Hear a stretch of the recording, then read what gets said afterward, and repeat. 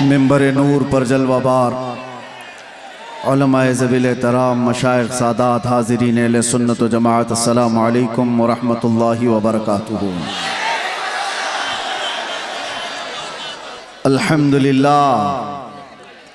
अल्हम्दुलिल्लाहिल हन्नानिल mannan अल्लज़ी ख़लक़ल इंसान व अल्लमहुल बयान वस्सलातु वस्सलामु अला रसूलिही सय्यिदिल इंसी वल जान व अला आलिही व अस्हाबिही ज़विल खैरि वल इहसान अम्मा बअद फ़अऊज़ु बिल्लाहि मिनश शैतानिर रजीम बिस्मिल्लाहिर रहमानिर रहीम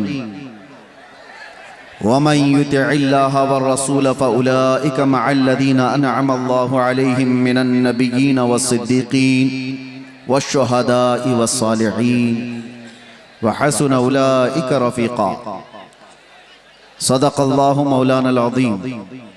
बारगाह रिसालत मुआब सल्लल्लाहु तआला अलैहि वसल्लम में एक बार दुरूद पाक का हदिया पेश करें।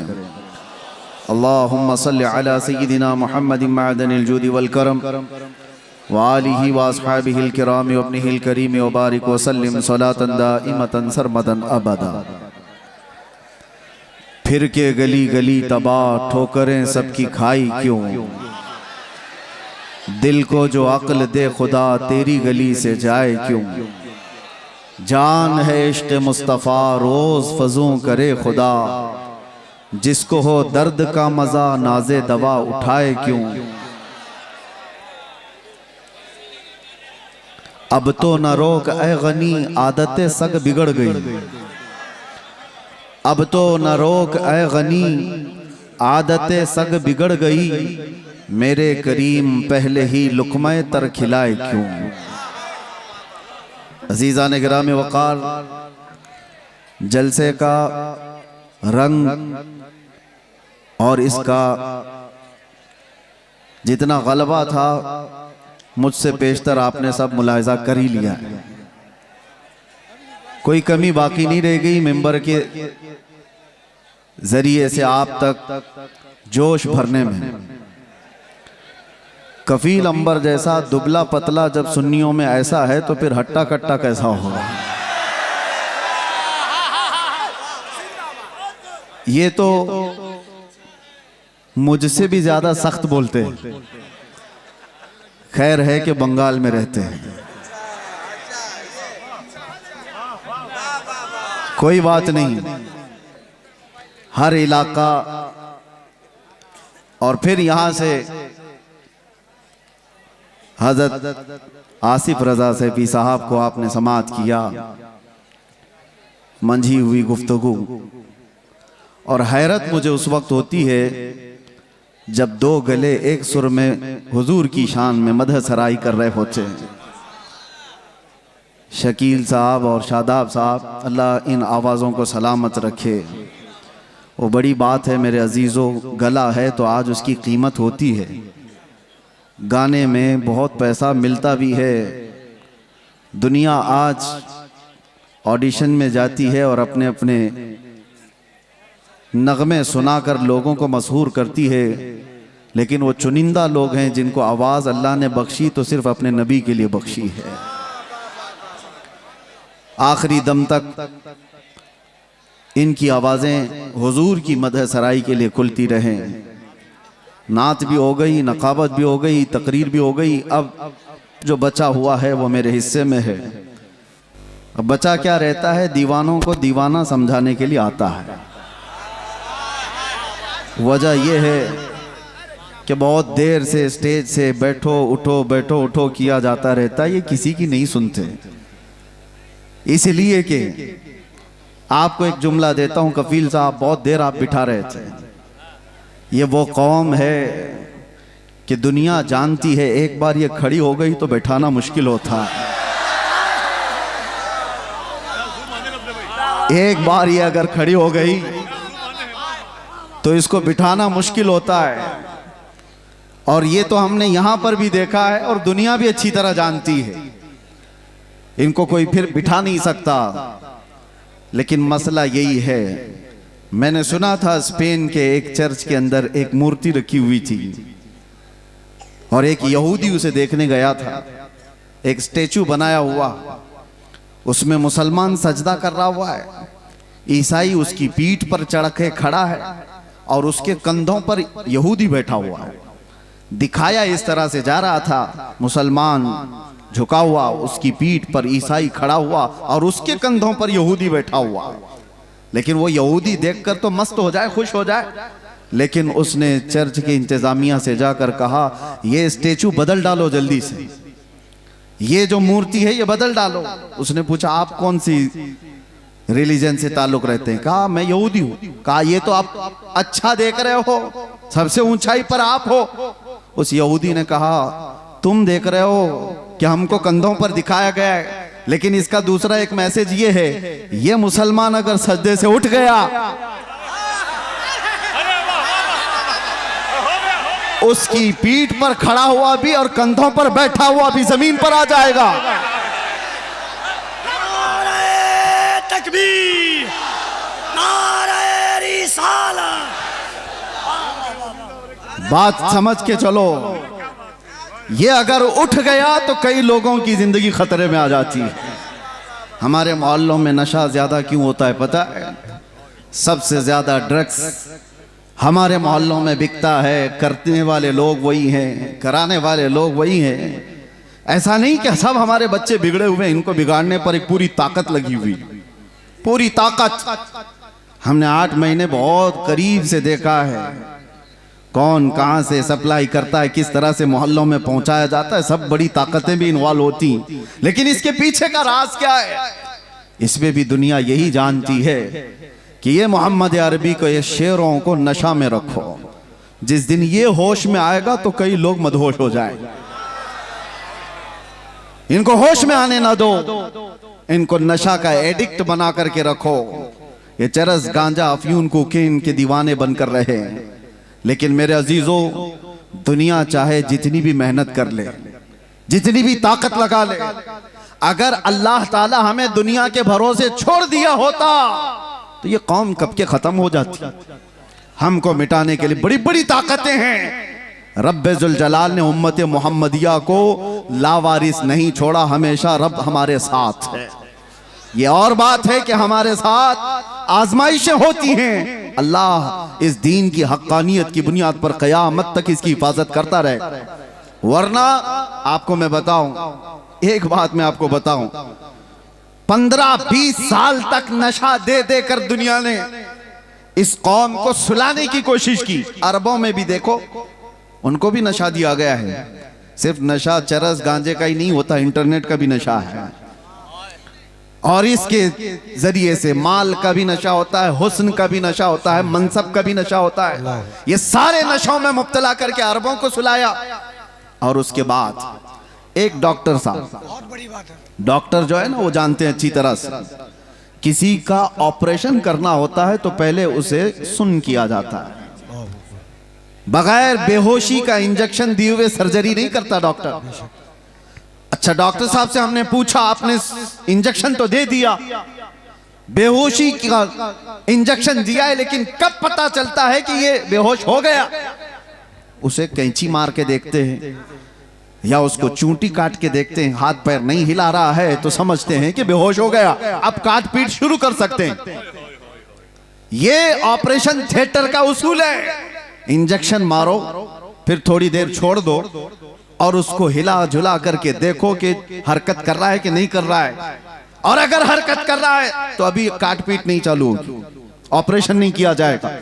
मेरे अजीजों, ये दुनिया इसी तरह सालों नशा में रखती है और उसके बाद चेक करके देखती है कि अभी होश में है या नहीं।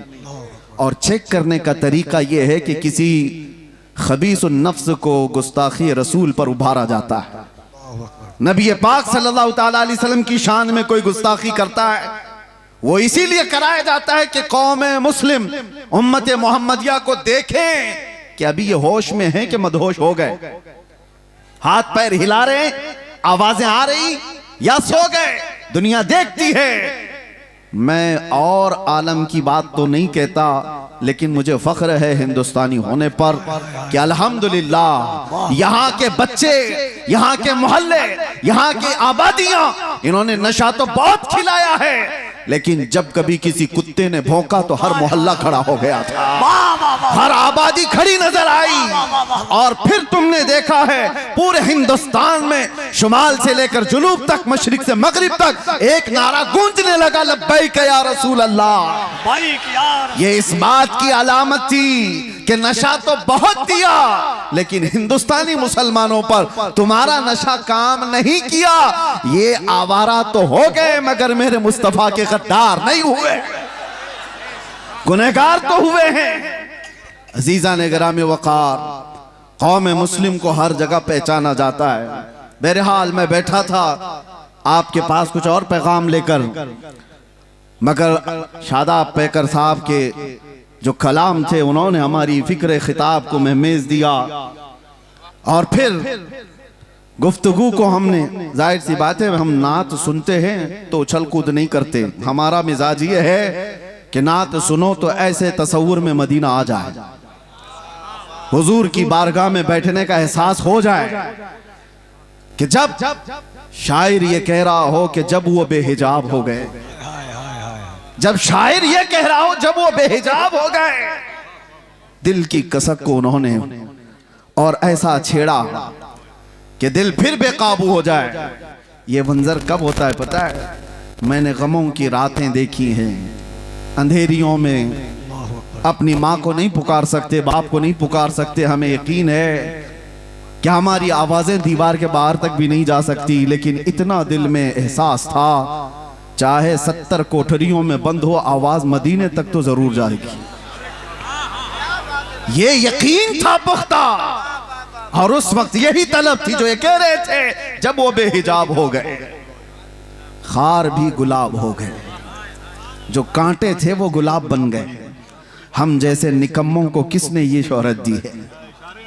ये हम जैसे नाहंजार लोगों को किसने ये मकाम दिया है कि लोग देखने के लिए खड़े हो जाएं? मेरे अजीजों, हमारा सोशल मीडिया प्लेटफॉर्म नहीं, या हमारे पब्लिसिटी के लिए किसी तरह के खर्चे हों, अल्लाह वल्लाह बिल्लाह तल्लाह हमने कभी शोहरत के लिए पैसे खर्चे नहीं किए और ना ही लोगों को इस्तकबाल के लिए खड़ा किया है। क्या बात है। हम तो इसके लिए कफील अंबर साहब को एक बार नहीं 10 बार बोल चुका हूं कि मिंबर पर मेरी तारीफ मत करो, स्टेज पर मेरी तारीफ मत करो, ये मिंबर रसूल है, सिर्फ रसूल की तारीफ हो। बादशाह के सामने फिर किसी वजीर की बात नहीं होती। जब बादशाह आजम की बात की जा रही है तो वजीरों की बातें नहीं की जाती। हम बारगाह मुस्तफा सल्लल्लाहु अलैहि वसल्लम में, लेकिन मैं आपको इसलिए ये बात कह रहा हूं कि हमने ये जमा नहीं किया है, हमने पब्लिसिटी नहीं की है। ये जहां पर भी जाते हैं ये सिर्फ और सिर्फ वो अताए मुस्तफवी है। नबी कौनैन सल्लल्लाहु अलैहि वसल्लम की अताएं हमने देखी हैं कि जब हम फकीरी में हों, गुर्बत में हों, और फिर ये पुकारें कि आका नजरे करम हो जाए, तो फिर मामला वही होता आता है फकीरों पे उन्हें प्यार कुछ ऐसा, खुद भीख दें और खुद कहें मंगते का भला। जब वो बेहिजाब हो गए, खार भी गुलाब हो गए। ऐ नौजवानों, नशा अगर तुम्हारे मोहल्लों में आया है तो इसी शेर पर मैं गुफ्तगू कर दूं, इसी शेर पर मैं अपनी गुफ्तगू तमाम कर दूं। अगर तुमने चरस, गांजा, अफयून, कोकेन को करीब से देखा हो या आवारा लोगों ने तुम तक ये माल पहुंचाया हो, तो ये वो धतूरा है जिसको इस्तेमाल करने के बाद इंसान अपनी माँ और बेटी और बीवी में फर्क नहीं महसूस कर पाता। वो अपनी बेटी और बीवी में फर्क नहीं कर पाता। जमीन व आसमान उसे पता नहीं, हराम, हलाल, कुफ्र, शिर्क और ईमान में कोई इम्तियाज बाकी नहीं रख पाता। उस धतूरे नशे में क्यों पड़ते हो? नशा करना ही है तो इश्क़ मोहम्मदी का नशा है। आओ एक तड़प आज यहां से ले चलो, एक तलब लेकर के जाओ। आज इस जलसे में आए हो, ताजदार मदीना सल्लल्लाहु ताला अलैहि वसल्लम की इस महफिल में आए हो, बहुत मांगा होगा तुमने अल्लाह करीम की बारगाह में, औलाद भी मांगी होगी, तिजारत भी मांगी होगी, और तुमने अपने घर बार के बीमारों की शिफा मांगी होगी। कौन ऐसा मोमिन है जो दुआओं से दूर रहता है, कुछ ना कुछ रोज मांगता है। लेकिन क्या ही अच्छा होता वो मांगते जो शहजादा आला हजरत ने मांगा था। क्या मांगा था मुफ्ती आजम ने? यूं मांगा था, कुछ ऐसा कर दे मेरे किरदिगार आंखों में, हमेशा नक्श रहे रूए यार आंखों में। उन्हें न देखा तो किस काम की है ये आंखें कि देखने की है सारी बहार आंखों में। ये तलब लेकर के जाओ, ये तड़प यहां से लेकर के जाओ कि अल्लाह अगर जिंदगी के चंद अय्याम मेरे बाकी हैं तो इन खीरा निगाहों ने, इन आंखों ने दुनिया की रंगीनियां बहुत देखी हैं, दुनिया की रानाइयों से ये ओप चुकी हैं। मौला अब इन रंगों को खत्म कर और जमाले मुस्तफा अता कर दे, इन आंखों को दीदारे मुस्तफा की तड़प दे दो मेरे अजीजों। फिर होता यह है कि ये लज्जत ऐसी जिंदगी में तुम्हारे इनकलाब लाती है कि ऐरा गैरा नत्थु खेरा किसी को तुम्हारे आंखों में जचने की हिम्मत भी नहीं होगी, किसी की तरफ तुम्हारी नजरें नहीं उठेगी। दीदारे मुस्तफा की तलब ही ऐसी है कि दो आलम से करती है बेगाना दिल को। अजब चीज है लज्जत आशनाई। और इसी को फाजिल बरेलवी ने कहा था, इमाम इश्क व मोहब्बत की बारगाह में किसी शख्स ने गुलाब लाकर तोहफे में पेश किया। गुलाब, हमें भी गुलाब दिए जाते हैं, लेकिन एक आशिक सादिक कैसा होता है, गुलाब लिया और कहा ये तो वो गुलाब है, सुबह खिलता है शाम में मुरझा जाता है। मैं उस गुलाब से मोहब्बत करता हूं जो कभी नहीं मुरझाता। और फिर गुलाब देख करके कहना शुरू कर दिया, सरताब कदम है तने सुल्तान ज़मन फूल, लब फूल, दहन फूल, बदन फूल, सकन फूल, वल्लाह जो मिल जाए मेरे गुल का पसीना, मांगे न कभी इत्र न फिर चाहे दुल्हन फूल। क्या बात रजा उस चमनिस्तान करम की, जहरा है कली जिसमें हुसैन और हसन फूल। फूल पर पूरी नाच लिख दी।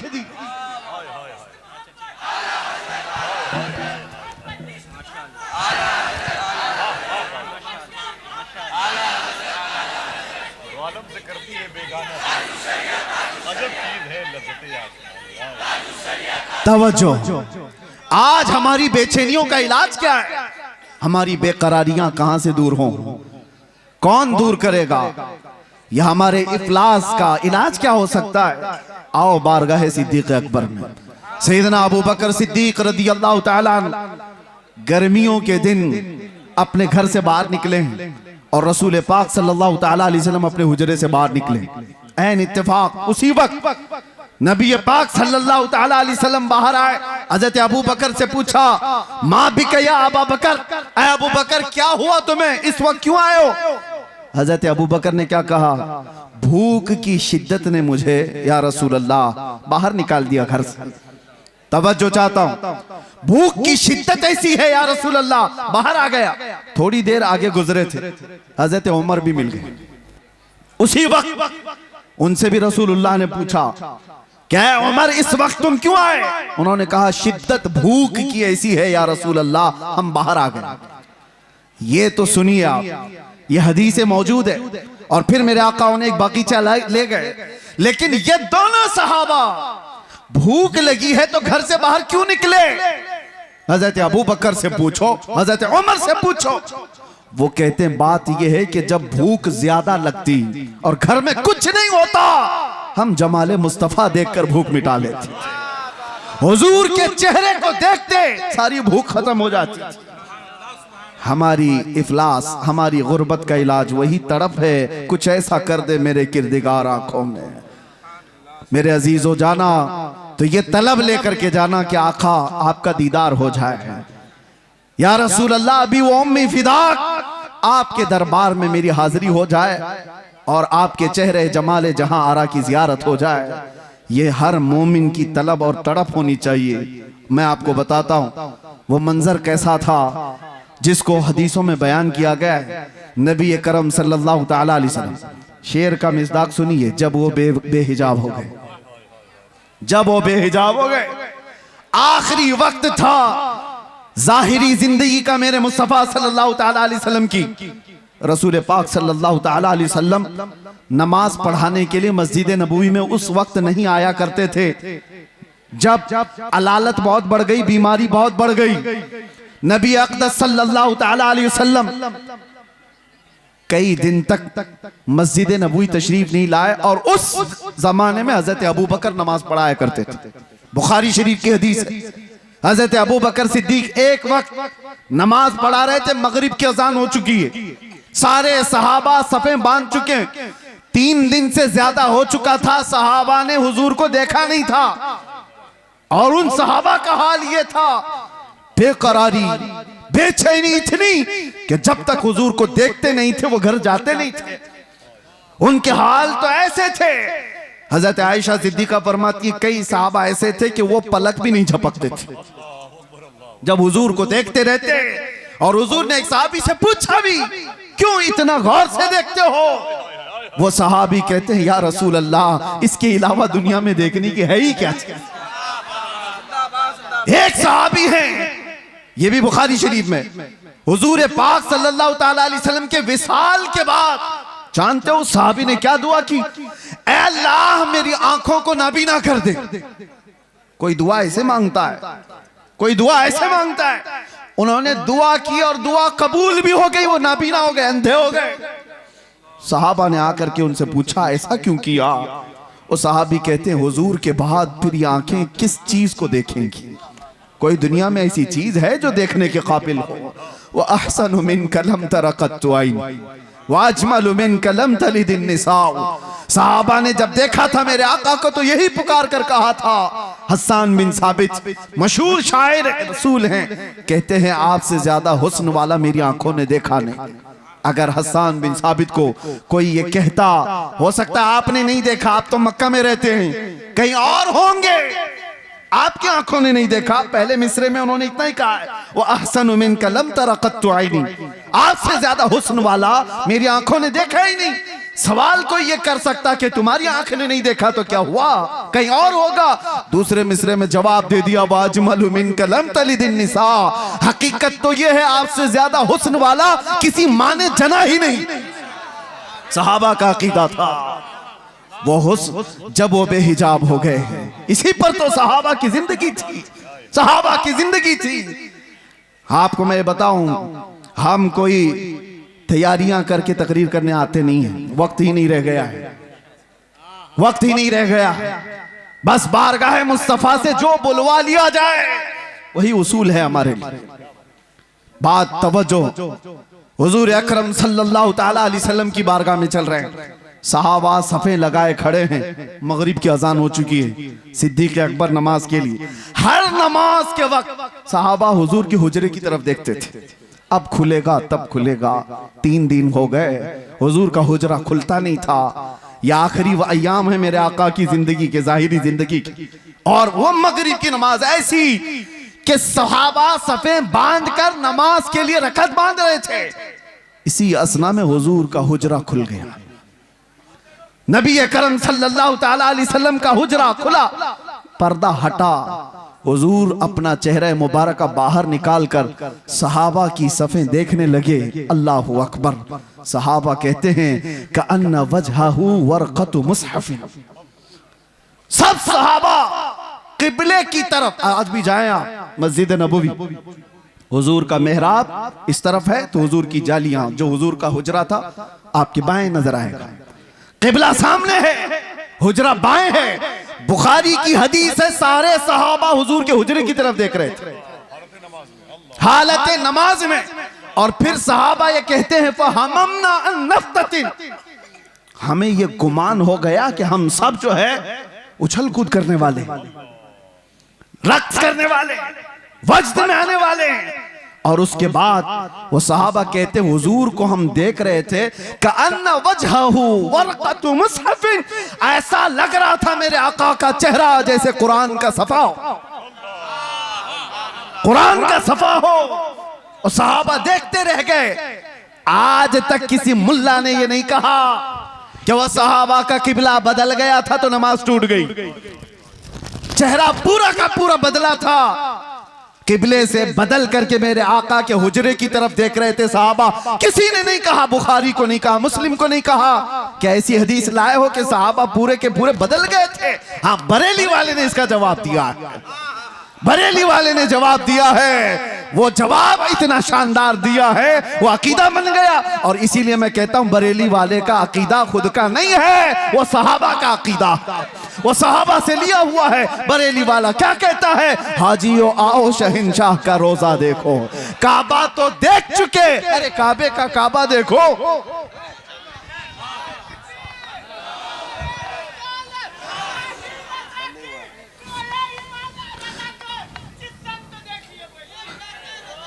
तवज्जो, मेरे आका सल्लल्लाहु ताला अलैहि वसल्लम की तरफ हालत नमाज में सहाबा देख रहे हैं।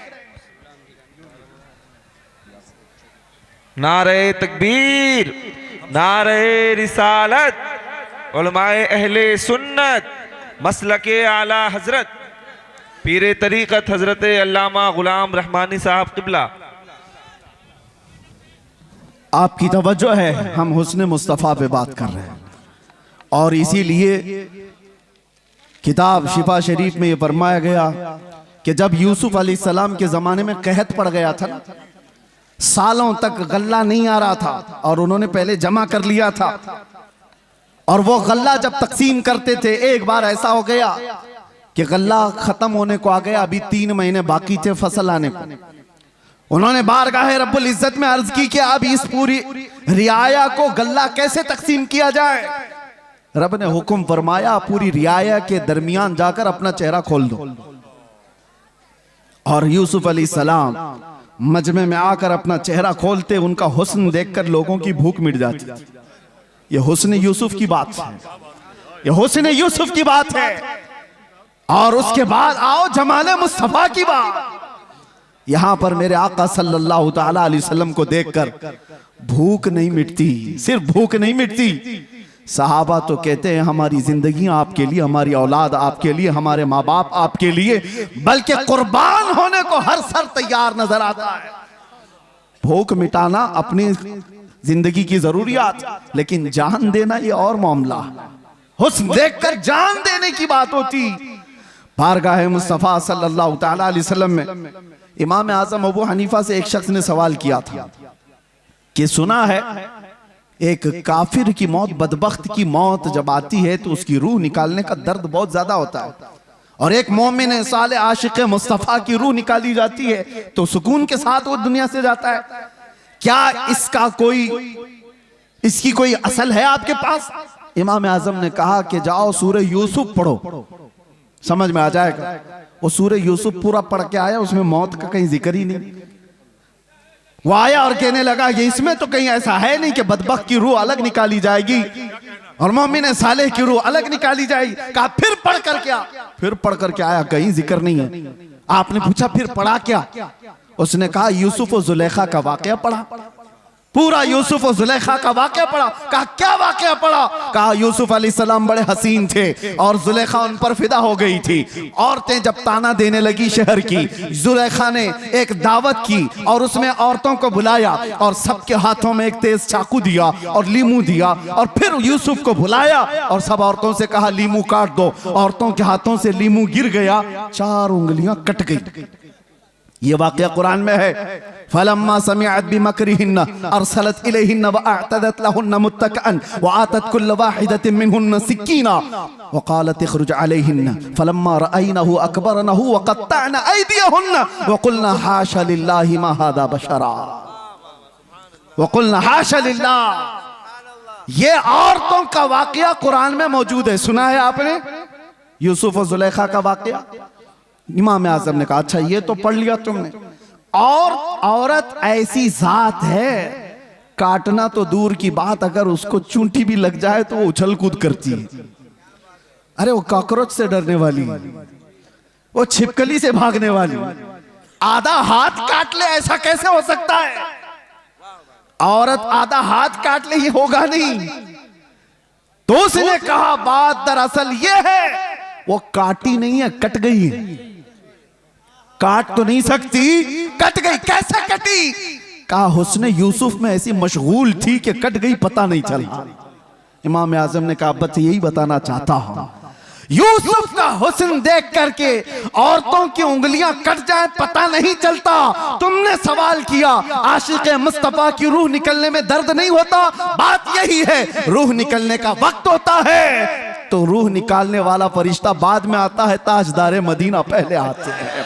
उसके सिराने मेरे आका तशरीफ लाते हैं। इधर वो मुस्तफा के जमाल को देख रहा है, उधर मलकुल मौत रूह निकाल रहा है। अरे वहां हुस्न यूसुफ पे कटने वाली उंगलियों का दर्द नहीं था, यहां हुस्न मुस्तफा पे निकलने वाली रूह का कोई दर्द नहीं होता। जब वो बेहिजाब हो गए, बस जिंदगी में एक बार हो जाए जिंदगी में एक बार हो जाए। इसी को आला हजरत ने कहा था। इन्होंने जो शेर का थोड़ा सा टुकड़ा कहा है, आला हजरत ने भी यही तमन्ना किया है, उठा दो पर्दा दिखा दो चेहरा कि नूर बारी हिजाब में है, जमाना तारीक हो रहा है कि महर कब से नकाब में है। ये आला हजरत के इस शेर की तर्जुमानी है। उठा दो पर्दा दिखा दो चेहरा कि नूर बारी हिजाब में है और जमाना तारीक हो रहा है कि महर कब से नकाब में है। अजीजा ने गिराम वक़ार, हमारी भी ये तमन्ना हो बारगाह मुस्तफ़ा में। मैं तो ये पढ़ता ही हूँ रोजा कि मेरे आका आओ कि मुद्दत हुई है, तेरी राह में अखियां बिछाते बिछाते,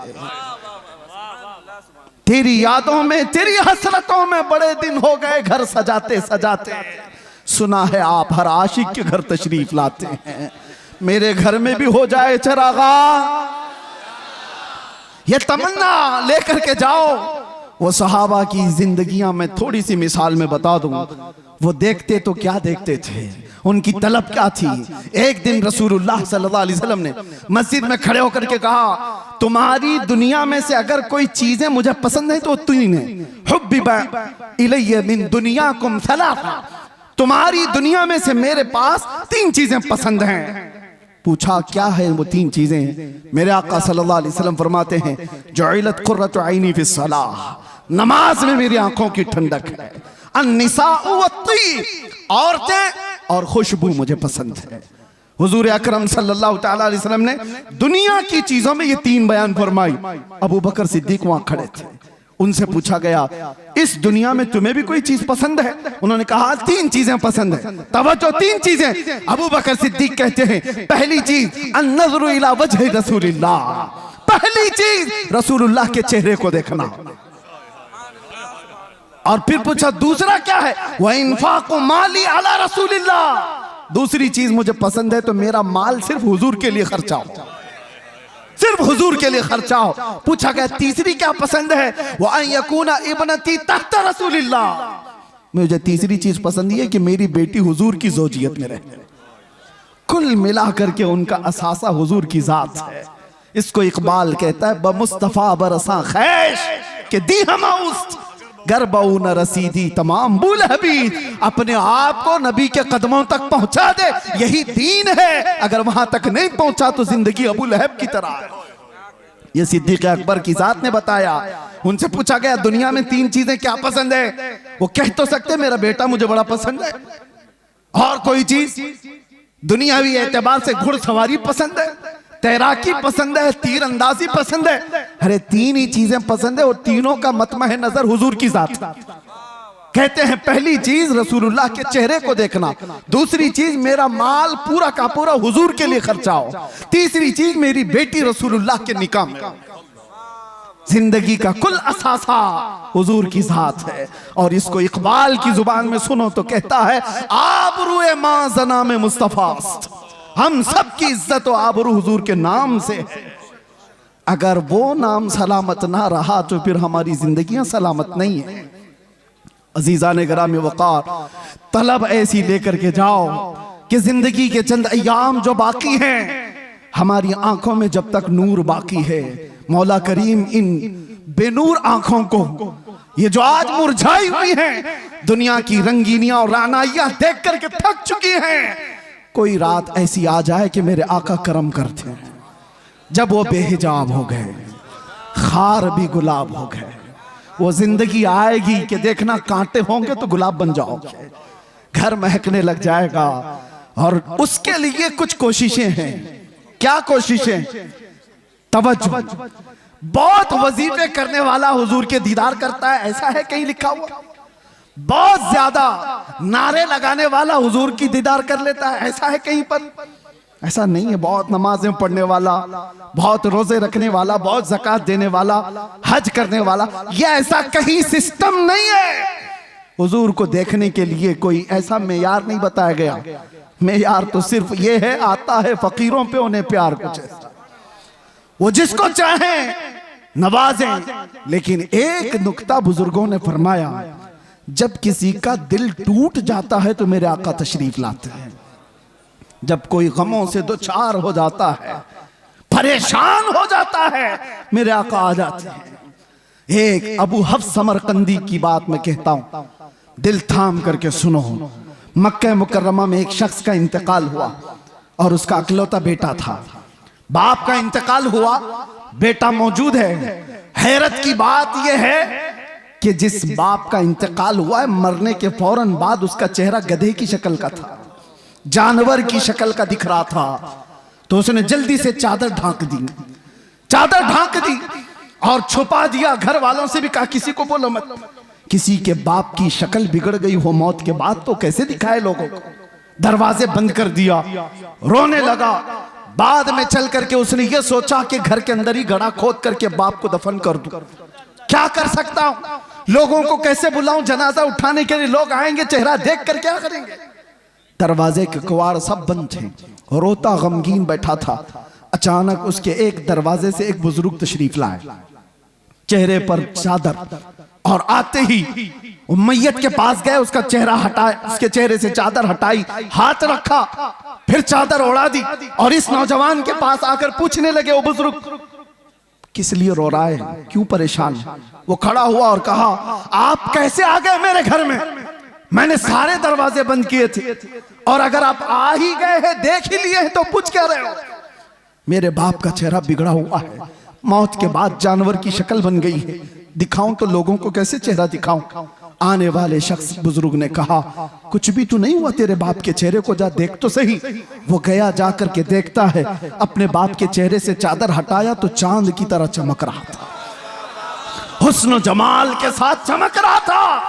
उसने खुशी के मारे झूमते हुए उस बुजुर्ग के पीछे लपक गया जो दरवाजे तक पहुंच चुके थे, दामन पकड़ लिया और कहा, आने वाले मोहसिन बता तो सही, तो अल्लाह का फरिश्ता है, मक्का का रहने वाला कौन है। ये हुजूर के इंतकाल के 400 साल बाद की बात कर रहा हूं, 400 साल बाद की बात कर रहा हूं।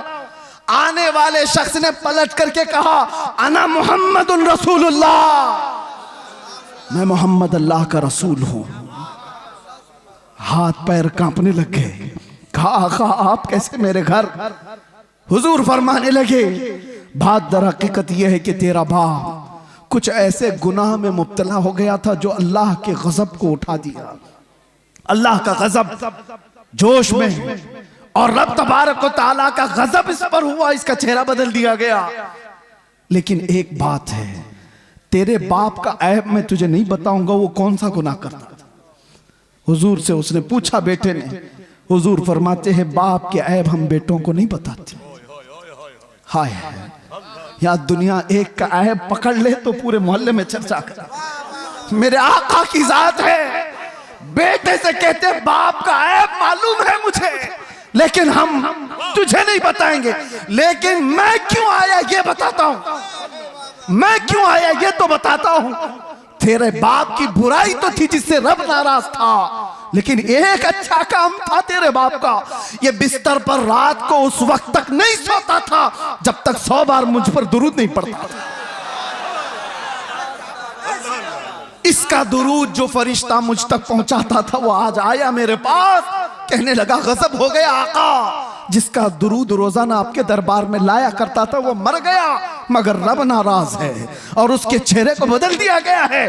आका आप पर दुरूद पढ़ने वाले का चेहरा सलामत नहीं रहा तो दुनिया क्या ताना देगी। हुजूर कहते हैं मैं आया और हकीकत में तेरे बाप का चेहरा बदला हुआ था। मैंने तेरे बाप के चेहरे पर हाथ रखकर अल्लाह से इतनी अर्ज की कि मौला इस चेहरे को तो ना बदल, इस चेहरे को तो ना बदल। रब ताला ने फरमाया महबूब हाथ उठाओ, इस वक्त मौजूद लोगों में सबसे ज्यादा हुस्न उसको दिया जाएगा। हाथ जो लगा जब वो बेहिजाब हो गए, खार भी गुलाब हो गए, जब वो बेहिजाब हो गए, इसी को कहते हैं, इसी को कहते हैं जब वो बेहिजाब हो गए, खार भी गुलाब हो गए। जिनके चेहरे बदल गए थे, जिनके चेहरे बदल गए थे मरने के बाद, मुस्तफा क्या आ गए वो हुस्न वाले हो गए। इसीलिए मेरे अजीजों मैं अक्सर एक बात कहता हूं, छोड़ो अहरे गैरे नत्थु खेरे की बातें, इसको उसको देखने की तड़प में क्यों रहते हो। और उलमा के लिए भी ये मिंबर थोड़ी देर के लिए मिला होता है, इसकी बजाया उसकी बजाया तुम कब तक ये करते रहोगे। बात करो उस मुस्तफा की जिसकी बात करके 100 साल हो जाने के बाद भी बरेली का आशिक अभी मुर्दा नहीं कहलाता। जिस मजमे में जाओ आला हजरत जिंदा नजर आता है। वजह क्या है? वजह क्या है? वो आला हजरत ने अपने बाप दादों के कसीदे नहीं पढ़े थे। आला हजरत पठान कबीले की तारीफ में नहीं गुनगुनाए। जब बात आई तो यूं कहते मैं गदा हूं अपने करीम का, मेरा दीन पारे ना नहीं। किसी ने अगर तारीफ के लिए कहा तो वो आला हजरत ने किसी सेठ की, किसी बड़े पीर की या किसी लोगों की तारीफ में जुबान नहीं खोला। दुनियादारों की बात कर रहा हूं, दुनियादारों की बात नहीं। आला हजरत कहते थे वो कमाल हुस्न हुजूर है कि गुमान नक्स जहां नहीं। उसी हुस्न की बात कर रहा हूं मैं। आला हजरत क्या कहते हैं? वो कमाल हुस्न हुजूर है कि गुमान नक्स जहां नहीं। यानी एक हल्का नक्स लगाने का गुमान भी नहीं कर सकते। वो कमाल का हुस्न है और यही फूल खार से दूर है। दुनिया के सारे फूलों में कांटे होते हैं, एक मदीने का फूल है जिसमें कोई कांटा ही नहीं। जहां भी शमा रोशन होगी धुआं तो आएगा ही। जहां चिराग रोशन होगा आसपास धुआं होगा। मगर बरेली वाला इमाम कहता है यही वो शम्मा है कि धुआं नहीं। धुआं तकलीफ देता है और शमा रोशनी देती है, लेकिन हर शमा के साथ धुआं होता है। सिर्फ मदीने की शमा है जिसमें धुआं नहीं, रोशनी ही रोशनी है। तेरे आगे यूं है दबे लच्छे फुसहा अरब के बड़े बड़े, कोई जाने मुंह में जुबान नहीं, नहीं बल्कि जिस्म में जाने। अल्लाह अल्लाह अल्लाह अल्लाह। सरे अर्श पर है तेरी गुजर, दिल फर्श पर है तेरी नजर। मलको तो मुल्क में नहीं कोई शय वो जो तुझ पे आया नहीं। करूं तेरे नाम पे जां फिदा, न बस एक जां दो जहां फिदा। दो जहां से भी नहीं जी भरा, करूं क्या करोड़ों जहां नहीं। नारे तकबीर, नारे रिसालत, कलामे आला हजरत। इश्क़ मोहब्बत, इश्क़ मोहब्बत, इश्क़ मोहब्बत, इश्क़ मोहब्बत। बस्ती बस्ती करिया करिया। और एक बात, आज यहां पर खड़े होकर के आप कफील साहब से सुन रहे थे, किसी का नाम मत लो, किसी कुत्ते का नाम हमारे मिंबर से नहीं लिया जाता। गुस्ताखे रसूल उसका नाम भी नहीं लेता मैं। लेकिन एक बात मैं बताऊं, कितनी दिन किया गुस्ताखे, कितने दिन तेरी हयात। ऐसे कीड़े हर जमाने में आ गए, फना हो गए, लेकिन हसन बिन साबित अब भी जिंदा है। काब आज भी जिंदा है। शरफुद्दीन बूसीरी आज भी कसीदे के साथ जिंदा है। हाँ, उन कुत्तों के नगमे सुनाओ जरा जो हुजूर पे भौंकते थे। अबू लहब के कलमे क्या थे? अबू जहल के जुमले क्या थे? उतबा शैबा के जुमले क्या थे? इन गुस्ताखों का जमाने में थोड़ा बहुत चर्चा हुआ होगा, लेकिन कलमे किसी को याद नहीं। क्या गालियां देते थे, किसी ने महफूज नहीं किया। आज भी जो बोला गया वो महफूज नहीं रहेगा। कल की हमारी नस्ल को पूछो, क्या कोई दिल्ली से कुत्ता भौंकता था? वो कहेंगे होगा कोई, हमारे जमाने में तो नहीं। क्या कलमे थे वो भी नहीं मालूम। बच्चे भी ये कहेंगे फना हो जाएंगे, लेकिन रहेगा यूं ही उनका चर्चा रहेगा। और कौन जिंदा रहता है? कौन जिंदा रहता है? जो जमाले मुस्तफा का जिक्र करता रहता है। जो डूब गया वो जिंदा है। आज मैं बताऊं आपको, सादी शिराजी और हाफिज शिराजी, सादुल और शरफुद्दीन बूसीरी, ये वो लोग हैं जो अपने कलाम के साथ जिंदा है। अरे पढ़ो आज तो आज भी वजद आता है। मुहम्मदुन सय्यदुल कौनैन वस्सक़लैन वल फरीक़ैन मिन उर्ब व मिन अजमी, नबियुनल आमिरुन नाही फला अहदुन अबर फी क़ौलि ला मिनहु वला नअमी, हुवल हबीबुल लज़ी तुरजा शफ़ाअतुहु लिकुल्लि हौलिन मिनल अहवाल मुक़्तहिमी, दआ इलल्लाहि फल मुस्तमसिकून बिही मुस्तमसिकून बिहब्लिन गैर मुनफ़सिमी, या अक्रमल खल्क़ि माली मन अलूज़ु बिही सिवाका इंद हुलूलिल हादिसिल अममी, वलन यदीक़ रसूलल्लाहि जाहु कभी इदल करीम तजल्ला बिस्मि मुंतक़िमी, फ़इन्न मिन जूदिका दुनिया व ज़र्रतहा व मिन उलूमिका इल्मल लौहि वल क़लमी, या नफ्सु ला तक़नती मिन ज़ल्लतिन अदुमत इन्नल कबाइर फ़िल ग़ुफ़रानि कल्लममी, लअल्ल रहमत रब्बी हीन यक़सिमुहा तअती अला हसबिल इस्यान फिल क़िस्म या रब्बी वजअल रजाई गैर मुनअकिसिन लदैक वजअल हिसाबी गैर मुनखरिम वल्तुफ बिअब्दिका फिद दारैन इन्न लहू वल्तुफ बिअब्दिका फिद दारैन इन्न लहू औ थुम्मा रिदा अन अबी बकर व अन उमर व अन अली व अन उस्मान ज़िल करम साद सईद ज़ुबैर तलहत व अबी उबैदा व इब्न औफ आशिरिल करम वल-आलि वस्सहबी थुम्मा त्ताबिईन लहुम अहल तुक़ा वन्नुक़ा वल-हिल्म वल-करम या रब्बी बिल मुस्तफ़ा बल्लिग़ मक़ासिदना वग़फ़िर लना मा मज़ा या वासिअल करम। ये किसने कहा था पता है? शरफुद्दीन बूसीरी लकवा मार चुका था, फालिज हो चुका था, जिस्म हिलता नहीं था और डॉक्टर लाइलाज करार चुके थे और बिस्तर पर सोते तो चमड़ी लग जाती थी। बरसों हो गए, कोई इलाज नहीं था। 170 अशार, उसमें तो मैंने थोड़े से पढ़े।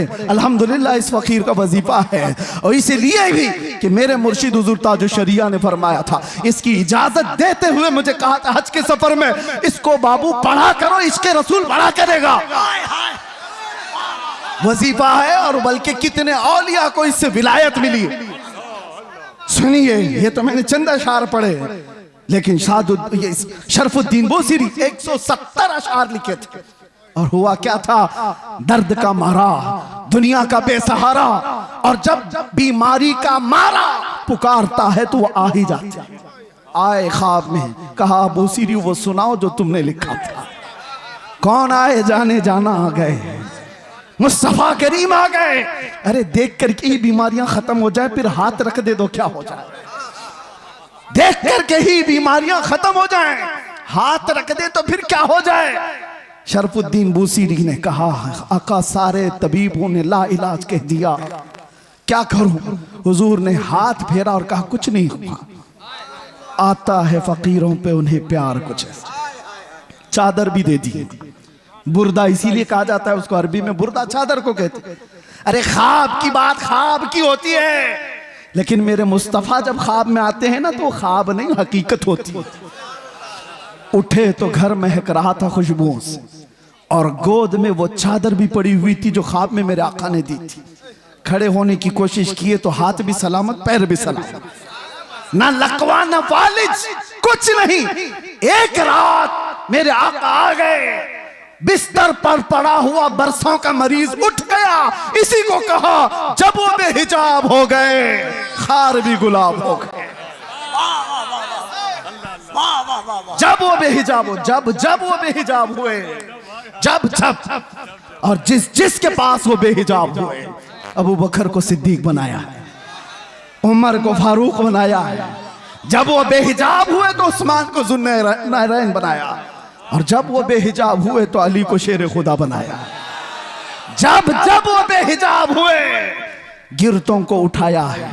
एक अरब ने आदमी का बोल बाला कर दिया, खाक के जर्रों को हमदोश सुरैया कर दिया।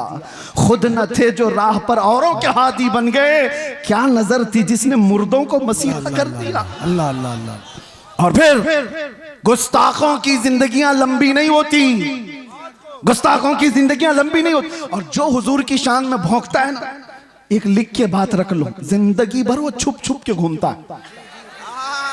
यहीं पे नहीं, पहले से रिकॉर्ड यही है, पहले से रिकॉर्ड यही है। वजह यह है कि भौंकने वाले कुत्ते को यह पता होता है बाहर शेर टहल रहा है, भौंक तो लिया अंदर बैठकर। मैं अपने बारे में नहीं कह रहा हूं, 8 साल का हमारा बच्चा भी शेर होता है। इसीलिए आपको पता है उस पाखंडी के यहाँ 8 साल का बच्चा अंदर गया था तो पेपर में आ गया, मुसलमान बच्चा। अरे वो पानी लेने के लिए गया था, पानी लेने के लिए गया था, पेपर में आ गया। सबको बुला लिया कि ये मुसलमान बच्चा अंदर कैसे आ गया। मैं ताज्जुब में था, 8 साल का बच्चा आया तो क्या हुआ, पानी लेने गया। लेकिन बाद में पता चला ये 8 साल का तो है, लेकिन नाम मेरे मुस्तफा से जुड़ा है। हाय हाय हाय हाय। इसीलिए तो आला हजरत कहते थे ना, शेर को भी खतरे में लाता नहीं कुत्ता तेरा। उस दरबार से वाबस्तगी तुम्हारी भी है मेरे अजीजों। आप क्या समझते हो हम टूटे बिखरे हुए? आप क्या समझते हो मीडिया भौंक भौंक करके तुम्हें बताता है ये बिल्कुल बिछड़ी हुई कौम है, रिपोर्टें बताती हैं आवारा कौम है। देखने में भी यही लगता है, देखने में भी यही लगता है टूटी बिखरी हुई कौम है। अरे इतनी टूटी बिखरी हुई होती तो तुम्हारी नजरों में 24 घंटे क्यों चल रही होती? सारे मुद्दे हम पर क्यों? अरे तुम इलेक्शन जीतते हो हमारे नाम पे। हाय हाय हाय हाय। आज भी मैं आपको बताता हूं, जितने पॉलिटिशियन या कोई भी ढका छुपा होगा, कोई जानता नहीं, और विलन बनना चाहता है तो हमारा नाम लेकर गालियां देता है, मशहूर होता है। तुम्हें फेम के लिए भी हम चाहिए, मीडिया वाले तुम्हारी दुकान के लिए भी हम चाहिए। वाह वाह वाह, क्या कहने हैं, वाह। कि तुम बिखरे हुए हो कौन कहता है? बात यह है कि तुम्हें नर्वस बना दिया गया, तुम्हें नाउमीद कर दिया गया। दुनिया को पता है ये सोए हैं, निकल करके सहरा से जिसने उलट दिया था तख्ते रोमा को। सुना है कुदसियों से मैंने कि वो शेर फिर होशियार होगा। इसलिए दुनिया ये जानती है कि ये बेदार हो गए तो मसला है। मैं आपसे कहता हूं, टूटे बिखरे जिस तरह की भी रिपोर्टें तुम्हारे पास दी जाएं, मायूस ना हो। अल्लाह ने तुम्हारे पास आज भी इश्क रसूल की दौलत दे रखी है। ये दौलत वो है जो कायनात की सबसे बड़ी दौलत है। और इसीलिए मैं कहता हूं, आ जाओ सारी जगहों से समेट करके। आज इंटरनेट तुम्हारी आंखों को खरीदना चाहता है, तुम्हारे अखलाक का कत्ल करना चाहता है। और यहाँ लड़कियां तुम्हारे सामने नंगी नछा करके तुम्हारे ईमान का सौदा कराना चाहता है। ऐ अजीज हो, इन चीजों के लिए तुम्हारी आंखें नहीं है, इन चीजों के लिए तुम्हारी आंखें नहीं। खालिद बिन वलीद एक लश्कर लेकर के एक किले के फतह करने के लिए गए थे और ईसाई मुकाबला करने को तैयार नहीं थे। मुहासरा कई दिन तक चला। बाद में ईसाई पादरी ने चाल क्या चली थी, आकर के खालिद बिन वलीद से कहा हम लड़ेंगे नहीं, आप अपनी फौज को लेकर 3 दिन के बाद बाजार से गुजरते हुए हमारे किले तक आ जाइए, सही सलामत आ गए तो चाबियां आपके हवाले। खालिद बिन वलीद ने शर्त मंजूर कर ली, मगर उन खबीसों ने चाल ये रची थी, 3 दिन के अंदर सारे मुल्क से हसीन तरीन लड़कियों को आधे कपड़ों में लाकर बाजार में खड़ा कर दिया, दौलत के अंबार बिछा दिए। क्योंकि उन ईसाइयों को मालूम था खालिद बिन वलीद के साथ जितनी फौज आई है ये सब जवान लोग हैं। भड़कता हुआ नफ्स नौजवानों के साथ होता है, और नौजवान जल्दी बिकता है तो औरत पर या दौलत पर। और ईसाइयों ने यह रच दिया था। 3 दिन के बाद खालिद बिन वलीद जैसी बाजार में कदम रखे, शर्त के मुताबिक नजर पड़ी और यहाँ लड़कियों पर खड़े हो गए और पलट करके गुलामान मुस्तफा को जो उन्होंने तकरीर की थी, अल्लाह अल्लाह, ये कहा था ऐ गुलामान मोहम्मद आज तुम्हारे इम्तिहान का दिन है, अगर कदम डगमगाए तो कयामत तक फटकार बरसेगी, और सलामत रहे तो अल्लाह के यहाँ महबूब कहलाए जाओगे। उन्होंने पूछा मैं करना क्या है? कहा वही करो जो मेरे मुस्तफा करते थे। कहा क्या करना है? मेरे आका जब बाजार में चलते थे तो अपनी नजरें नीची रखते थे, बस इस पर अमल करो और निकल जाओ। एक जुमला था खालिद बिन वलीद का, वो फौज पूरी निकल कर चली गई, लड़कियां अपनी तरफ बुलाती रही।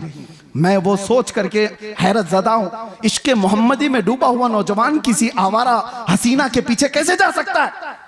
औरतें उनको फरेफ्ता करने लगी, उभारने लगी, लेकिन तारीख में लिखा है वो नौजवान उस बाजार से ऐसे गुजर रहे थे कि अगर उनके सरों पर अंडा भी रख दिया जाए तो न गिरता।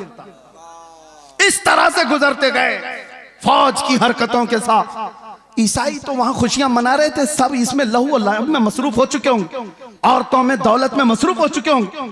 लेकिन सही सलामत खालिद बिन वलीद जब किले के पास आ गए तो हैरत में थे, चाबियां दी और ईसाई पादरी ने पूछा खालिद बिन वलीद से कि बताओ खालिद ये कौन सी फौज जमा की है, ये लश्कर कौन सा है, इनके दिलों में नफ्स है या नहीं, ख्वाहिशात है या नहीं? हमने हर तरह का हुस्न लाकर रख दिया था, तुम्हारा कोई नौजवान देखने को तैयार नहीं। खालिद बिन वलीद ने तारीखी जुमला कहा था, वही है जो हमारा मौजूए सुखन है। कहा था ऐ नादानो, तुम उन आंखों को खरीदने की कोशिश करते हो जिन आंखों में पहले से जमाले मुस्तफा बसा है। जो हुस्ने मुस्तफा को देखी हुई आंखें हैं वो दुनिया को क्या नजर से देखेंगी? जब वो बेहिजाब हो गए खार भी गुलाब हो गए।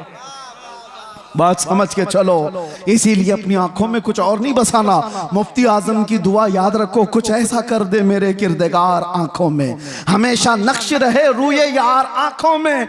उन्हें न देखा तो किस काम की है ये आंखें, कि देखने की है सारी बहार आंखों में। और सुनो एक आशिक सादिक की तमन्ना, अरे कब्र में जाने के बाद मुनकर नकीर हर एक से सवाल करेंगे, झिझोड़ कर उठाएंगे, पूछेंगे बताइए सवालात के जवाब। लेकिन मुफ्ती आजम कहते हैं फरिश्ते जो पूछे कब्र में किसकी उम्मत हो, क्या कहते हो? जवाब में क्या कहेंगे?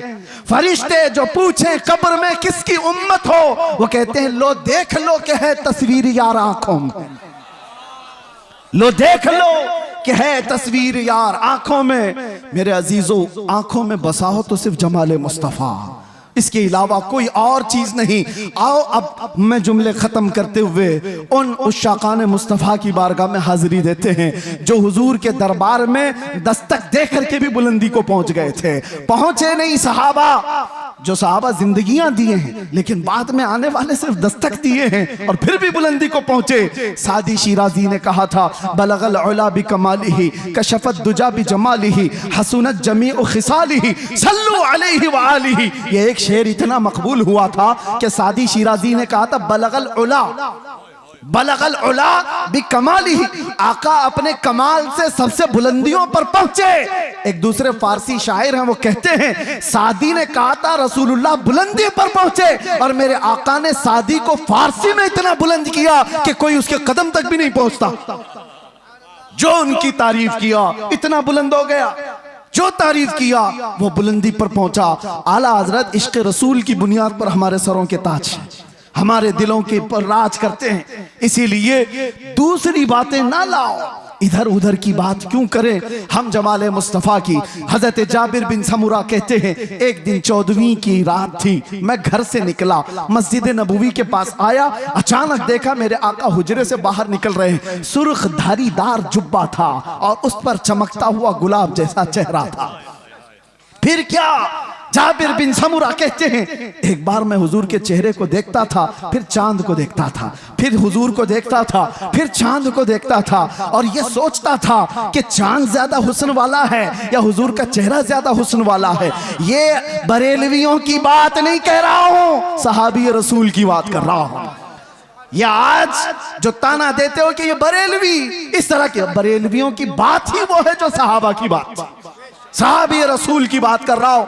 सहाबी रसूल कहते हैं मैं चांद भी देख रहा था, हुजूर का चेहरा भी देख रहा था। बार बार इधर उधर करने के बाद मैंने पूछा दिल से, बता हुस्न वाला ज्यादा कौन है? तो उनकी जुबान से जो जुमले निकले, शायर कहता है अपनी तर्जुमानी करते हुए, अरे चांद से तशबीह देना ये भी क्या इंसाफ है, चांद से तशबीह देना ये भी क्या इंसाफ है। चांद में तो दाग है, हुजूर का चेहरा साफ है।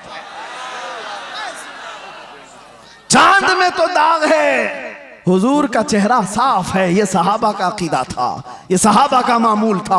वो हुस्न वाला अगर किसी को मानते तो मेरे आका को। अब आखिरी आज से दिल पर हाथ रख करके बताओ, तुम्हारा ये ईमान है, तुम्हारा ये यकीन है, तुम्हारा ये मानना है कि इस कायनात में सबसे ज्यादा हुस्न वाला चेहरा मेरे आका का था? सब मानते हो? ईमान है सबका, यकीन है सबका, हुजूर का चेहरा सबसे हसीन था। तो फिर अपने चेहरे पर भी हाथ रख करके देखो, उस हुस्न वाले की पैरवी क्यों नहीं किया? दुनिया किसी एक्टर को देख करके ये समझती है कि ये बहुत अच्छा लग रहा है, हैंडसम लग रहा है, उसकी तरह मैं भी बनूं, और जबकि तुम कह रहे हो मदीने वाले से ज्यादा हसीन कोई था ही नहीं। तो ये मुजरा करने वाले, नाटक करने वाले तुम्हारे आइडियल कैसे हो सकते हैं जिनको देखने के बाद औरत और मर्द का पता नहीं चलता? उन लोगों को, उन मुखन्नसों की तुम पैरकारी करते हुए अपने आप को क्या बना रखे हो? नौजवान कानों में बालियां, हाथों में चूड़ियां, और चूटी भी रखने लगा, कपड़े इतने फाड़ कर पहनने लगा। कौन सी जात है ये? कौन सी मखलूक है? नंगा रहना, लड़कियों को बेनकाब कर दिया। ये जालिम दुनिया है जो इंसान को इंसान रहना नहीं चाहती, देना नहीं चाहती। आज आपको पता है पूरी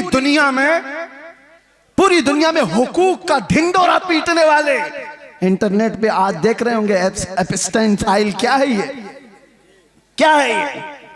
ये सब दुनिया के जालिम चेहरों की छुपी हुई तारीकियां।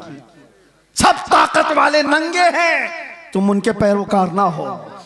ये सब बड़े बड़े कुर्सियों पर बैठे हुए अंदर के रेपिस्ट हैं, अंदर के जिनाकार हैं, और ये दुनिया को सबक पढ़ाते हैं अमन का, ये दुनिया को सबक पढ़ाते हैं अखलाक का।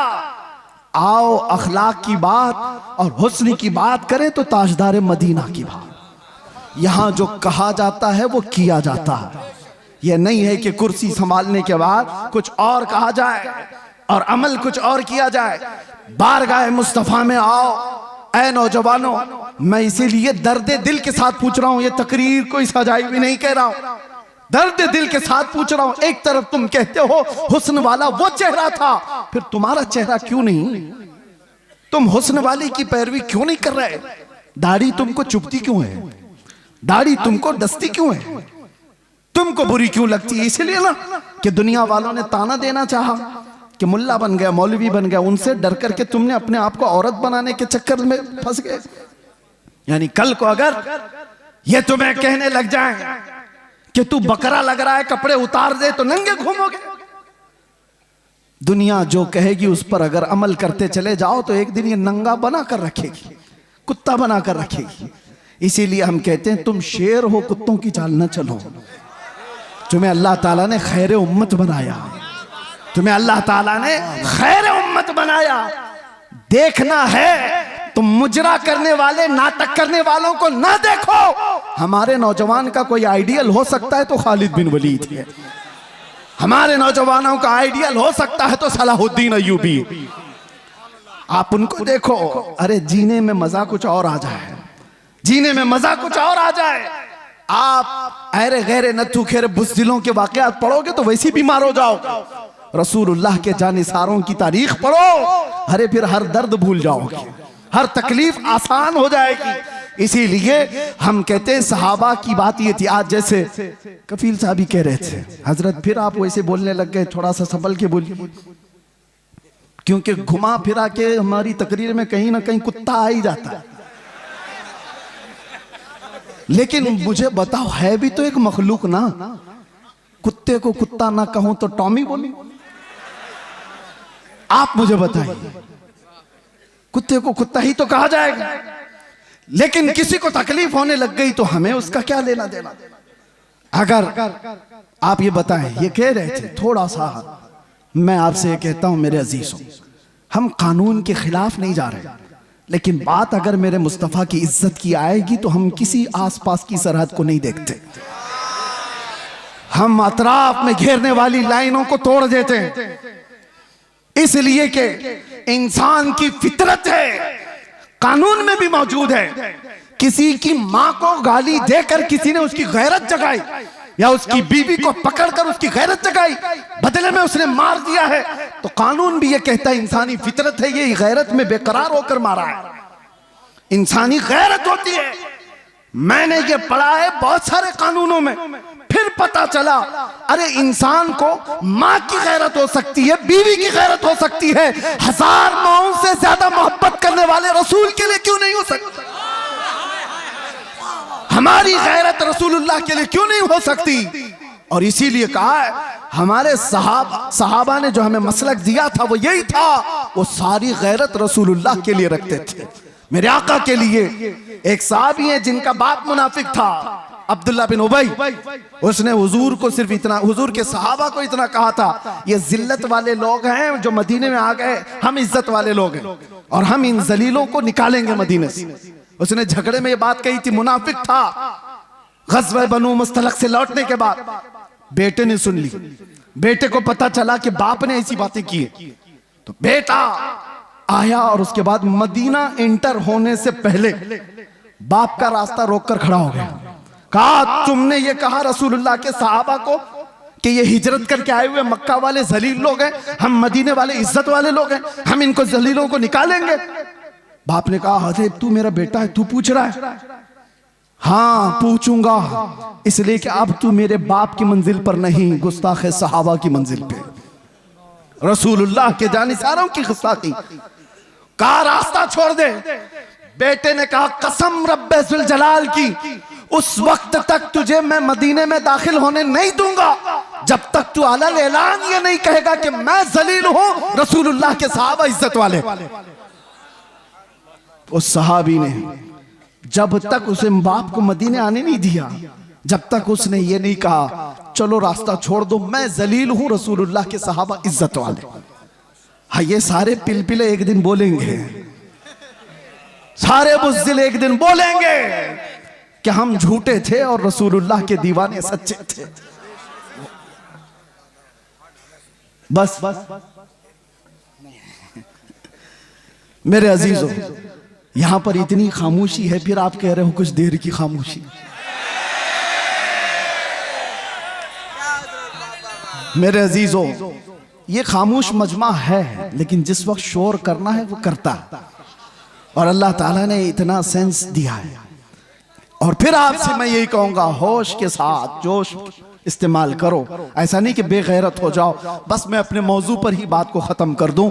आओ हम इधर उधर की ना देखते हुए आज से रातों को ये तड़प लेकर के सोएं कि आंखें बंद हों कि जब रसूल पाक सल्लल्लाहु ताला अलैहि वसल्लम का दीदार हो जाए, और यूं अर्ज करो, या रसूल अल्लाह मैं सो जाऊं या मुस्तफ़ा कहते कहते, खुले आंख सल्ले अला कहते कहते जिंदगी इस तरह से गुजरती जाए तो फिर देखना मेरे अजीजों, जिस गली से गुजरो तुम्हारा नाम पूछने की किसी को जरूरत नहीं होगी कि तू मुसलमान है कि क्या है। तुम्हें आजमाने के लिए लोग तुम्हारा नाम, तुम्हारे बाप का नाम, तुम्हारे दादा का नाम नहीं पूछेंगे। वो चलता हुआ दूर से देखकर कहेंगे खुशबू बताती है मदीने वाले का, इसकी चाल चलन बताती है मदीने वाले का है, इसका उठना बैठना बताता है मदीने वाले का है। लेकिन लाओ तो सही अपनी जिंदगी में रोजाना मेरे आका का कसरत से जिक्र करो, सुबह उठो शाम में उठो, कसरत से मेरे आका पर दुरूद पढ़ते जाओ। इसलिए कि जो जिसका जितना जिक्र करता है वो उसका फिदाई बनता चला जाता है, जिसका नाम ज्यादा लेता है उससे वो करीब होता ही चला जाता है। इसीलिए मेरे आका ने फरमाया क़यामत के दिन सबसे ज्यादा मुझसे करीब वो होगा जो सबसे ज्यादा दुरूद पढ़ता था।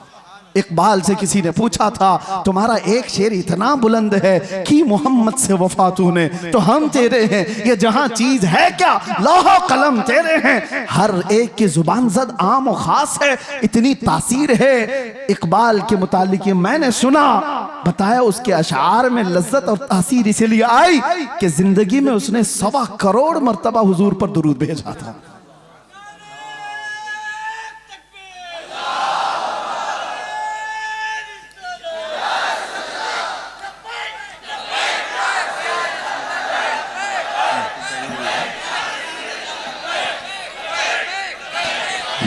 बस वक्त की यहाँ पाबंदी नहीं है, मुझे उन्होंने वक्त के लिए नहीं कहा है, लेकिन बात मेरे मुस्तफ़ा की आए तो नौजवानों को इतनी बात याद रखनी चाहिए, हम सबसे ज्यादा माँ बाप भाई बहन रिश्तेदार सारी दुनिया से ज्यादा हुजूर से जब तक मोहब्बत ना करें ईमान कामिल नहीं। लेकिन साथ में ये हदीस तो पता है, एक और हदीस, अगर आपने कह दिया या रसूल अल्लाह मैं आपसे बहुत मोहब्बत करता हूं, कहोगे आप, कहते हो आई लव सैयदुना, ये तो अभी ट्रेंड चला था ना, सब जगह कहा आपने। सेम ये वर्ड एक सहाबी ने कहा था, वल्लाही इन्नी लउहिब्बका या रसूल अल्लाह, कसम खुदा की है अल्लाह के रसूल मैं आपसे मोहब्बत करता हूं। ये जुमला वही है, लउहिब्बका या रसूल अल्लाह, मैं आपसे बेहद मोहब्बत करता हूं। हुजूर ने क्या कहा, उन्जुर माज़ा तक़ूल, सोच के बोल क्या कह रहा है। समझ रहे हैं, अभी आपने कह तो दिया हम हुजूर से मोहब्बत करते हैं, मगर हुजूर कहते हैं सोच के बोल क्या कह रहा है।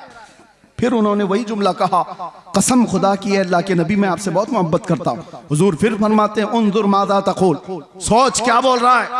3 बार उस सहाबी ने कहा तो मेरे आका जानते हो क्या कहते, हुजूर फरमाते हैं अगर तू अपनी बात में सच्चा है तो इंतजार कर, मुसीबतें इतनी तेजी से आएंगी जैसे पहाड़ से पानी आता है। हाँ, मोहब्बत रसूल का दावा करना सिर्फ हलवा पराठा खाने का नाम नहीं, बैठ कर नारे लगाने का नाम नहीं, ये शहादत गहे उल्फत में है कदम रखना। लोग आसान समझते हैं मुसलमान होना, हाँ तुम्हें इन तमाम मराहिल से गुजारा जाएगा। उलमा भी इस चीज के लिए तैयार रहे कि हमने हुजूर के नाम पर रोटियां बहुत खाई, इज्जतें बहुत कमाई, जो कुछ भी मिला है मेरे आका के नाम पर मिला है। लोग मेरी जो तारीफ कर रहे मौलाना कि जेल काट करके आ गए हुजूर के नाम पर, इज्जत रसूल के नाम पर, ये कुछ नहीं था, उशरे अशीर भी नहीं कहा जा सकता। वो अइम्मा इज़ाम है। हजरत मोहम्मद बिन हसन अस्करी 20 साल जेल में रहे, इमाम मूसा काजिम 7 साल जेल में रहे, जहर दे करके जेल में ही मारा गया। जेल से जनाजा निकला है। इमाम अहमद बिन हंबल ने 300 कोड़े खाए जिससे रीढ़ की हड्डी झुक गई। उन्होंने मोहब्बत मुस्तफा में ये सब बर्दाश्त किए। फिर आज हम ये कहते हैं मसलहत का पर्दा देखो, हिकमत की चादर में छुपे रहो। मैं पूछता हूं, मैं जो बात कहने जा रहा था बीच में डिस्कनेक्ट हुई। एक सवाल मुझे बताओ, आज मुझे भी नसीहत करो, मेरे भी बच्चे हैं छोटे से, मेरा भी घर बार है, मेरे भी रिश्तेदार, मेरी माँ है, भाई बहन है, सबको दर्द होता है। लेकिन जो लोग नसीहत करते हैं कि बच्चों का ख्याल करो, घर का ख्याल रखो, बीवी बच्चों का, माँ बहनों का ख्याल रखो, उनके आंसू तो देखो। मैं पूछता हूं, वो बद्र में जाने वाले सहाबा के क्या बच्चे नहीं थे? उहद में मेरे आका के साथ जाने वालों की बहनें नहीं थी? उनका खानदान नहीं था? सबका खानदान था, बल्कि था तो ऐसा था, एक जवान शहीद होकर गिर गया उहद के मैदान में। मदीने की खातून दौड़ती हुई आई हुजूर की बारगाह में, कहा सुना है मेरा जवान शहीद हो गया, अगर आप इजाजत दें तो उसकी लाश देखूं। एक बेटा मरा है, आप इजाजत दें तो मैं उसकी लाश देखूं। कहा जा इजाजत है। वो आती है तो जानते हो, उस नौजवान का जुब्बा उठा करके पीठ पे हाथ फेरती है और उसके बाद फिर पलटाती है लाश और सजदे में गिर जाती है। देखने वाले साहबा ने पूछा, माई क्या कर रही हो शहीद बच्चे के साथ? सुनो तवज्जो के साथ जो कहते हैं, घर बार भी देखो। वो खातून कहती है, जब मेरा लाल निकल रहा था मैंने इसे नसीहत की थी कि बेटा अगर हुजूर पर कोई सख्ती आ जाए, जंग भारी पड़ जाए तो पीठ फेर कर भागना मत, अगर भागते हुए मारा गया तो मैं अपना दूध भी माफ नहीं करूंगी। मां ने कहा था हुजूर को छोड़ करके जाते हुए मारा गया तो मैं दूध नहीं माफ करूंगी। और फिर मुझे पता चला उहद के मैदान में जंग सख्त हो गई थी, लोगों के पांव उखड़ गए थे, कुफार गालिब आ गए थे। मेरा दिल डोलने लगा, कहीं मेरा बच्चा भागा हुआ तो नहीं हुजूर को छोड़कर। मैं दौड़ती हुई आई, रास्ते में किसी ने कहा नहीं शहीद हो गया है। फिर बेचैनी बढ़ी, भागते हुए तो नहीं मरा, भागते हुए तो नहीं मरा। मैदान में सिर्फ मुझे यही देखना था कि हुजूर को छोड़कर भागते हुए तो नहीं मरा था। आकर के मैंने लाश को पलटकर पहले उसकी पीठ पर हाथ फेरकर इसीलिए देखा कि पीछे से तीर तो नहीं लगे। अल्लाह का शुक्र बजा लाते मैं सजदा कर गई, इसलिए कि मेरा बेटा मरा है, सारे जख्म सीने पर लेकर मरा है। ये दो आलम से करती है बेगाना दिल को, अजब चीज है लज्जत आशनाई। लोग ये कहते हैं हम मसलहतें और हिकमतें क्यों नहीं देखें? जरूर अल्लाह ने फरमाया तदबीर करो, लेकिन जब मेरे मुस्तफा की बात आए तो सहाबा भी तो आइडियल है। बताओ मुझे कहने वालों, मेरी जिंदगी की क्या वकात? मैं कौन सा अहम आदमी हूं जो बच जाऊं तो लोगों का भला हो? मैं ये कहता हूं 1000 दर्जे बेहतर थे रसूलुल्लाह के नवासे इमाम हुसैन। उनका जीना पूरी उम्मत के लिए कितनी बड़ी नेमत, कितना बड़ा कमाल था, मगर उन्होंने जिंदगी बचाने की कोशिश नहीं की, मेरे मुस्तफा के दीन बचाने की कोशिश। जब वक्त पड़े नौजवानों समझौते में ना जाओ, कल क़यामत के दिन तुमसे भी पूछा जाएगा। तुम जिसके हुस्न के दिलदादा थे, मोहल्लों में बैठ करके नारे लगाते थे, आका की बारगाह में जब भी मदीने जाता हूं तो रोना आता है इस बात को लेकर के कि कहीं मैं सलाम करूं और ये ना पूछा जाए उस जगह से आ रहा है तू जहां से रोज मुझे गालियां दी जाती है। डर लगता है आज भी, इसीलिए हमारे जज्बात बेकाबू होते, इसलिए हम ज्यादा बोलते हैं, तल्ख लहजे में इसीलिए बोलते हैं, सख्त लहजे में इसीलिए बोलते हैं। बारगाह मुस्तफा में जाने के बाद शर्म से पानी पानी होते, क्या कहें। हकीकत बात है मेरे अजीजों, हमने कोई दिफा नहीं किया, कोई मुसीबतें नहीं उठाई, बहुत मिठाइयां खाई, बहुत अच्छे खाने खाए हैं, अच्छी जगहों पर रहे हैं। उनके बाद पर जिन्होंने तकालीफ उठाई वो सहाबा का मामला था, वो सहाबा का मामला था। उनको कुरान ने यूं ही नहीं कहा रज़ियल्लाहु अन्हुम व रज़ू अन्हु। हजरत अबू हुरैरा कहते हैं एक जंग में हम ऐसे गए थे हुजूर के साथ कि हमारे पैरों के पूरे नाखून उखड़ गए थे, पैरों में हमने कपड़े बांधे थे, ग़ज़वा ज़ातुर रिक़ा उसको कहा जाता है, पैरों के अंदर पूरे नाखून उखड़ गए थे।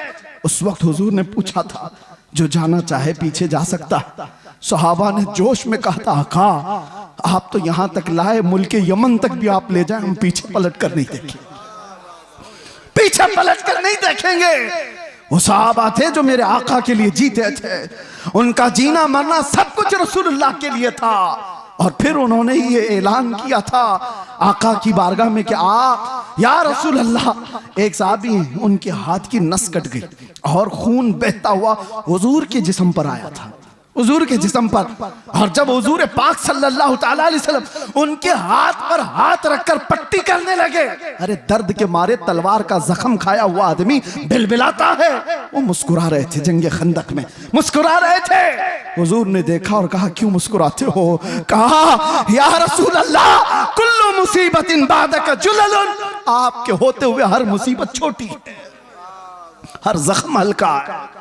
जब वो बेहिजाब हो गए, खार भी गुलाब हो गए, बस देर इस बात की है कि एक दिन वो आ जाए, मेरे आका बेहिजाब हो जाए, इस प्यासी उम्मत की बेताबी मिट जाएगी। यकीन जानो मेरे अजीजों, किसी और की तलब न रखो।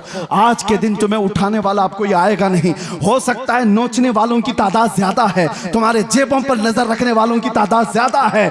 यहाँ लूट खसोट की दुनिया चल रही है, हर कोई अपने अपने हलकों के चक्कर में पड़ा हुआ है।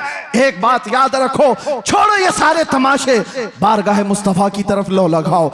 इस बेताब उम्मत का, बेकरार उम्मत का इलाज इतना ही है, आका इन आवारा आंखों को एक बार दीदार अता कर दो, अपने हुस्न में महव कर दो, ताकि अब आंखें बेकार ना जाएं, हसीनाओं के चक्कर में हम गुमराह ना हो। फिर दुआ करते हुए जाते हैं, चमक तुझसे पाते हैं सब पाने वाले।